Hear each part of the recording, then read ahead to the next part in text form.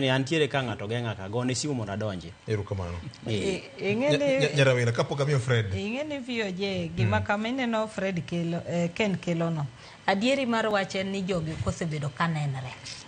To mane momiyo nineno ka Rigathi Gachagua kanotimo interview to nowacho ni nyaka WhatsApp group mane gintie mar dari mar jatende nogole ma joge motimo mogik chieng' mane gin kaluocha. Nyabet ni mane ginenre mogik nikech neno kata function mane nitiere Nyeri nineno ka en Kirinyaga iwinjo ka nowacho mabe ni noore no kudho buru marach ya yocho ni noore koro ing'eni kae bedo go penji ni an to kama gintiere be gin e talking terms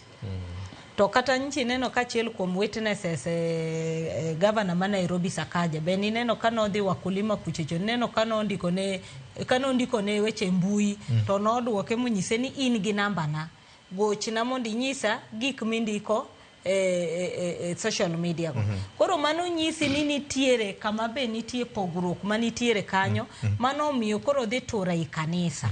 mondo koro kanisa kae mondo ka kuwuoyo gi jatende to be otemo wuoyo gi jopiny mondo jopiny otim ang'o ing'eni iwacho ga ni koro ka in e cross sama in e cross inyisiga ni your last words koro kachicha ema ne nitiere nyoro e kanisa ema mineno kanotur bate kanisa kachicha mowacho ni kama kech ing'eni kama koro wantiere cha ting'eni wacho mana ni eviction party nitie mabire Hustler Mansion nyochi neno ka interview nowacho mabe ni anot kae gikok dirom kata pick up gikatin ochuno ni nyaka tim ang'o anyalo walo gam anyalo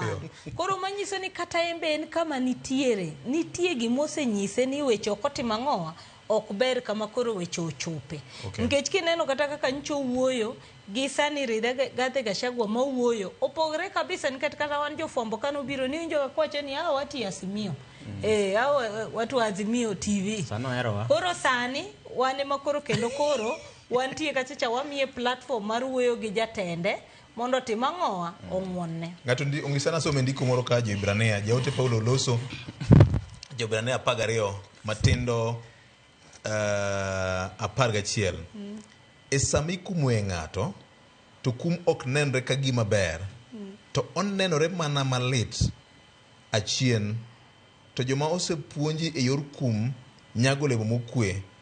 tiende ni ngima ler 12 emomiyo jing'uru bedeu mobengore kod chongeu monyosore 13 losuru yore moluwo ochikre ter eka tiendeu malit ok nowil to nochangi temuru mondo bed gi kwe kod ji duto